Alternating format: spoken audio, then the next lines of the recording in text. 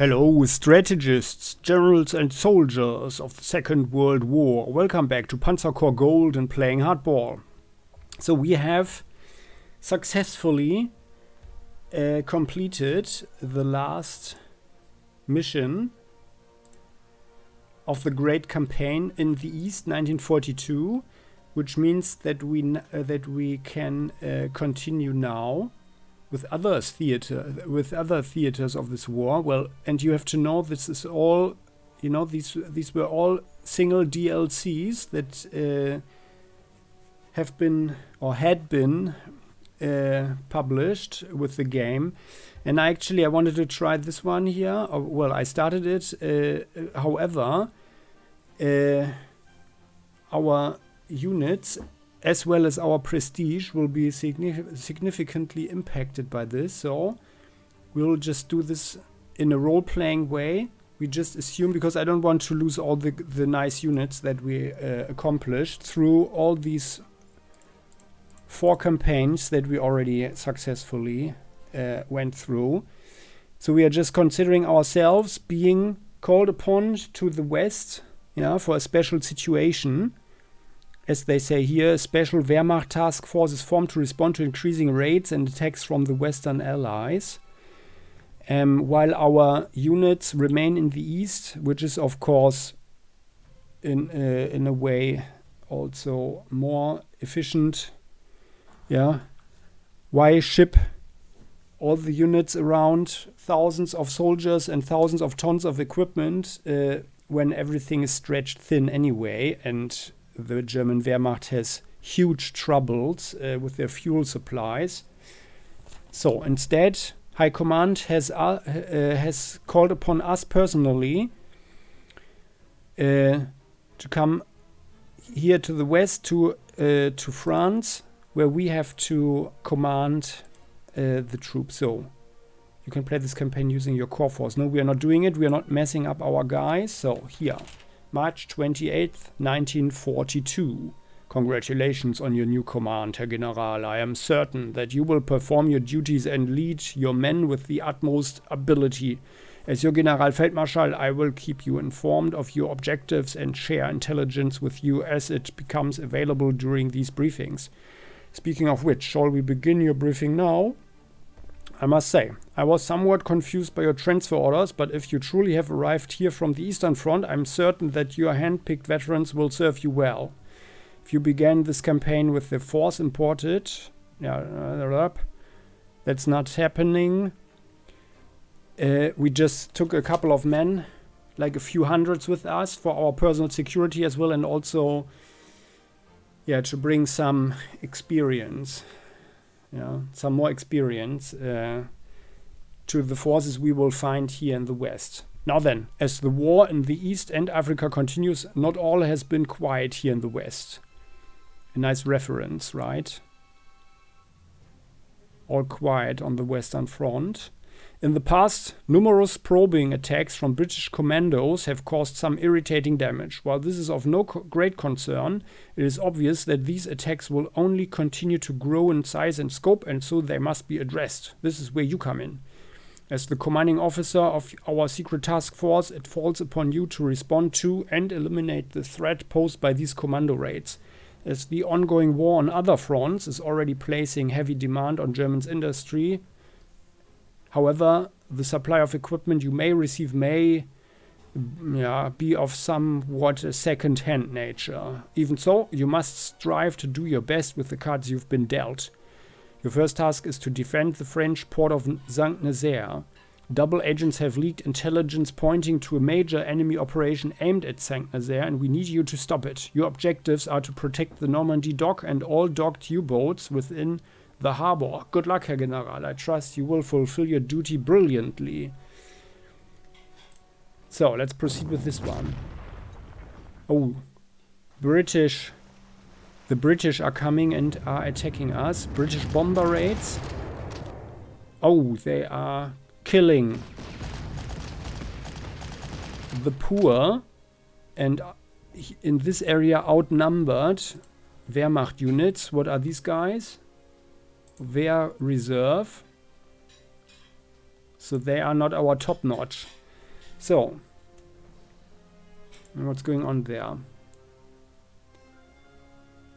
What we have to do, defend the Normandy dock and all U-boats for decisive victory. Alright, that's the situation here. What do we have? These are the supply dumps, okay.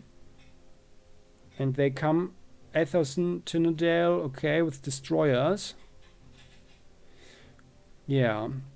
So just to tell you guys a little bit, we do have, can we actually buy something? No, and we have 50 prestige. Well, we're just imagining that we have only a little bit of prestige with these self-righteous commanders here in the west, yeah, who don't know anything about the war in the east. And we have to command these guys here. Wansomua. They are experienced. Panzer 3J. So we don't have the troops available that we did in the Soviet Union. So that is really sad. But it is also kind of into quit the role playing for a moment. It is also kind of accurate. So let's talk about what happened here. St. Nazaire.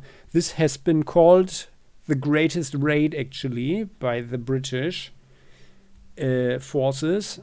It was called the Operation Chariot, by the way. So they prepared, like in real history, they prepared an old, outdated First World War destroyer that they packed with explosives, and after some disguise drove it into the wall of this dry dock here. Yeah, the dry dock that had been many years in the making when building the Normandy, a fast passenger ship, French ship.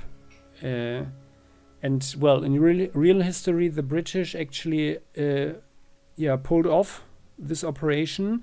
They crashed the ship into the wall, and the explosives that were packed into it didn't explode for a while, and they weren't found by the Germans, who searched the ship, of course, resulting in a huge explosion that killed several hundred German soldiers and French civilians. And even, according to some sources, some British commandos that were still on the ship and didn't say a word, apparently. Although, how would we know that, right? How would we know what they said? But, well, I will link to a video by Jan Hub. I think it's a rather short one, but it gives a nice overview, and you might want to do some reading for yourself. I have to say and warn you that not all the numbers the source Jan Hub says are correct, as you know, like this anecdote that two commandos that were actually on the ship, they didn't say a word. We don't know that because they all died in there, right? But it's a nice legend. So I think they said they communicate a number of myths, but it's a very nice short overview, and like the real picture in a nutshell, the real historical picture in a nutshell here on PlayingHardball is that the plan was not only to crash the ship into this wall of the dry dock, where the Tirpitz, one of the biggest German battleships, was supposed to be repaired after any engagements in the Atlantic. Yeah, and actually the Tirpitz wasn't deployed here. So far, the outcome was most likely a grand success, because the British didn't want that battleship to operate in the Atlantic, and they most likely prevented it with this operation. So, and in real history, there were like around 1,000 German troops that were manning the defensive positions. There was a lot of flak here, and I have to say, and we have one 3.7 millimeter flak. And it appears that's it. But in real history, there were like dozens of guns all around the city and beyond, like in the adjacent villages. So far, this scenario here is not really accurate. And there were also like roughly 5,000 more troops around. And the British came also with a number of commando soldiers, not only on this old destroyer, where they, after crashing, they were supposed to swarm into the city and destroy a number of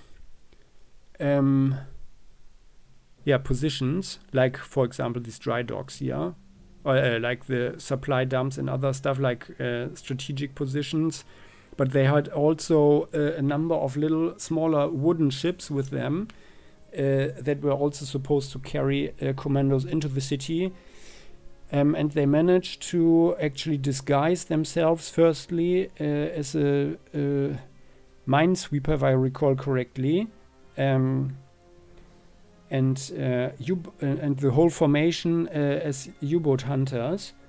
And then they used a fake Morse code and other signs, which won them a lot of time to get closer to the dry dock. But at some point, the Germans found out, that they were being fooled. Obviously, too late. They started to shoot like crazy at the ship, but couldn't stop the destroyer. But they actually destroyed most of these other little ships, and only a few could get away. Actually, most of the British commandos didn't make it out of that mission alive, the remaining were actually captured. Only a few made it out, and that is probably especially mentionable or worthy of being mentioned, because 5 made it to Gibraltar. So they really fought their way through France, occupied France, Nazi German occupied France. Then Franco controlled Spain, so the fascist Spain, to get to Gibraltar. So I think that was quite a feat, these 5 guys. And for that whole raid, the British were also awarded, I think, like with 5 of the highest medals, the Victoria Crosses. So for the British, it was, in strategic terms, certainly a grand success. And well, let's see how in our digital reality we can cope with this. So, as you can see, we have just horrible units. So we have one Panzer II, a Panzer II Flamer. And these guys, well, I mean, they are relatively experienced. What's this? Like a really old 10.5 centimeter, the smallest artillery piece, right? No, it's the second smallest. Okay. Didn't know we had those ones around. Well, but I mean, recycling them in the middle of the war is also not a good idea. So they had to go somewhere, right? Okay, then, and these U-boats, we can't move them, huh? So they're just sitting there. Like no alarm start into the harbor, at least. So what to do here? We can shoot at the Whitley. Do we actually have any fighters? We have some planes here. These guys, they are tactical bombers. And they are BF-109F. Which is the better plane, at least. Okay. But they are out of range. Well, so there were like roughly 50 British bombers that made diversive attacks on the city and around it as well. And I guess we can see them here. So Whitleys, unexperienced crews. So let's shoot at them.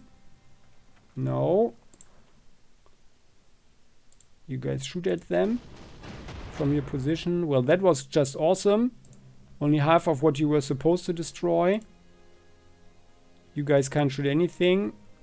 Who would build like these strong points here.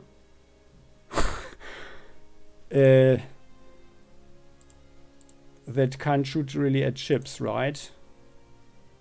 Well then, so apparently, I mean, High Command had good reason to send us here.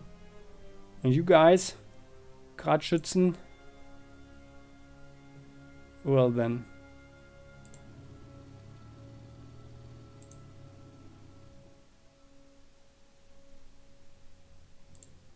Alright, these guys. Well then, let's drive up there. We have some Panzer 4F.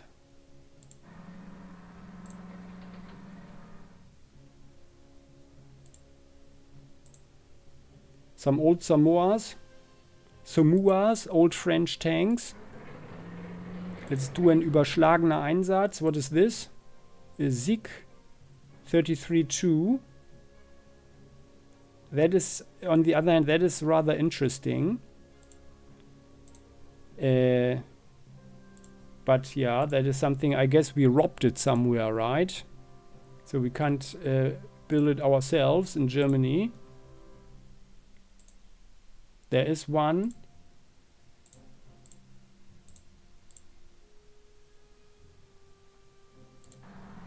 So let's drive there. Do we see anything? No.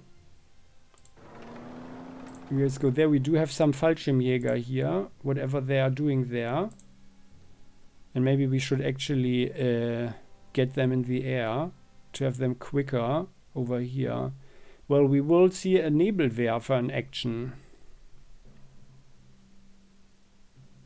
which is actually not so uninteresting. So this one here, they brought a pounder. Well, okay, so just to break the role playing again, so this whole scenario is basically crap. Sorry for saying so, but the British, they had commando soldiers, right? And that was it. They had ships. Yeah, they had a destroyer escort actually off the coast, but that was it. They had this explosive pack destroyer, but they didn't bring any artillery or anything. There weren't any landing forces in that sense. Yeah. And I guess this one wouldn't even be deployable by air or anything. Right. So, well, anyway. You guys, their reserve. Yeah, let's actually see to it that they don't... This is a smaller caliber with 2 range, and you guys have a 3 range at least, so that's actually not so bad. So let's shoot with you there.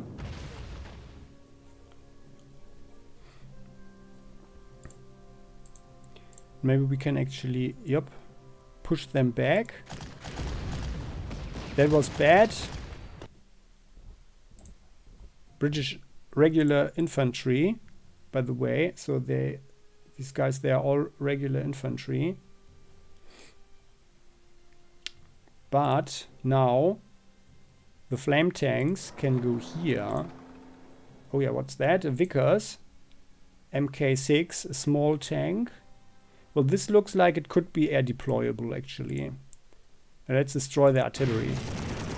Very nice. With the flame tank. Good. These guys, they know what they do actually. What is this? They have little turrets there. Well, we'll have to check that one. Panzer II flame version. So let us... You guys can only go for one. Then you guys go there. You are normal Wehrmacht. Do we have any heroes here? No, and they even have only crappy land transport. So let's go here. You guys go there. Oh, more artillery. Another 25 pounder. You go here. Shoot them some. Oh, that was not much of an effect, but they are suppressed. Nicely enough at least. So let's shoot them. Oh, come on, guys. We expected more of you. Okay, well. And I guess we probably should get the Wehr reserve out of there. We just give up this position. No need for them to die. Let's go here also. This way they can block the artillery. I think that's better. And now the artillery is safe as well. Also, if someone comes from here. Okay. We have some flak cover. Over here, you guys. What are you actually? You can only drive on roads, right? Yeah, well. But could drive like so. Oh yeah, what do they have? Oh yeah, they are British heavy weapon squad. So the equivalent for our grenadiers is sitting there. Okay, let's drive back. So 15 attack against soft targets. By the way, let's have a look. They have 9, they have 12, they have 14. Yeah, okay, so it's like an equivalent for our heaviest artillery. But they are way less flexible, right? It's the smaller version of our Nebelwerfer, so a little rocket launcher. Whoever had the idea to put it like this, you know, like a puck, instead of putting it on a truck or something, like the Soviets did with the Katyusha. So, I guess this is nearly it. You guys.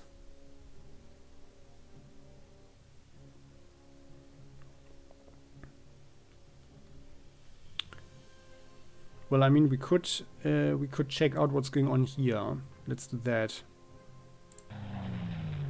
Although maybe rather here. Oh yeah, British infantry, more British infantry. I wonder if they have any fighter pilots around, which would actually be a bad thing. So you guys embark. Let's fly there.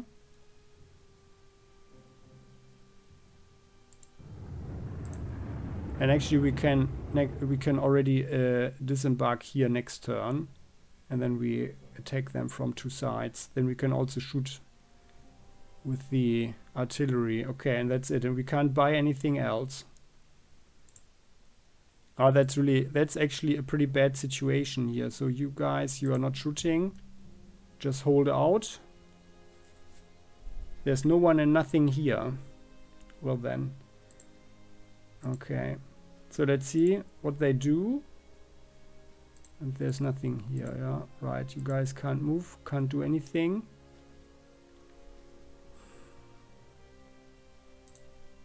They do have some entrenchment. I mean, I guess they can just stay here, right?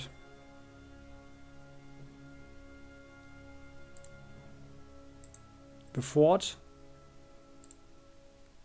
can shoot for 3. Yeah. So like in real world history, they had like all number of calibers for their flak. Yeah, like 10, 20 millimeter flak at the village of Mindin, for example. This one is St. Nazaire. Yeah, so everything is St. Nazaire, I guess. This one is also St. Nazaire. It's all St. Nazaire, huh? Okay. There are no other villages around. Okay, well. But as I said, like around the surrounding villages, there were different flag emplacements. Yeah. Which was obviously the right choice, you know, to have somewhere in the distance already a flag battery. Also, like for early warning, right? And they also had a flagship, you know, so-called Speerbrecher, I think, that were sitting in front of the harbor with flag on it.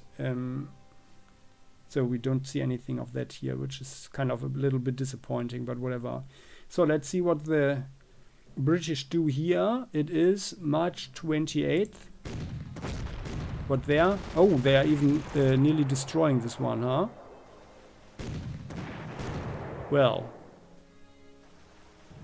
that is disappointing.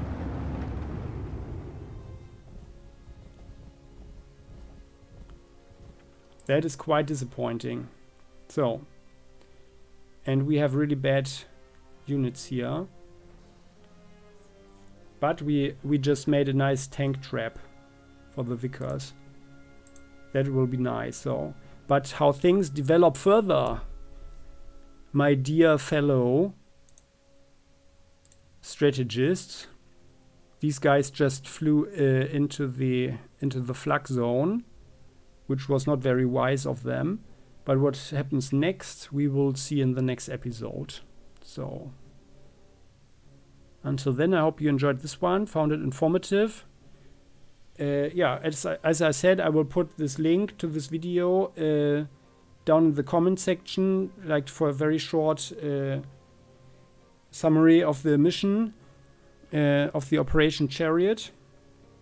And yeah, then see you next in the next episode. I would appreciate if you click the like button, and you are very welcome to join the channel so you never ever miss an episode again. So next time, bye bye.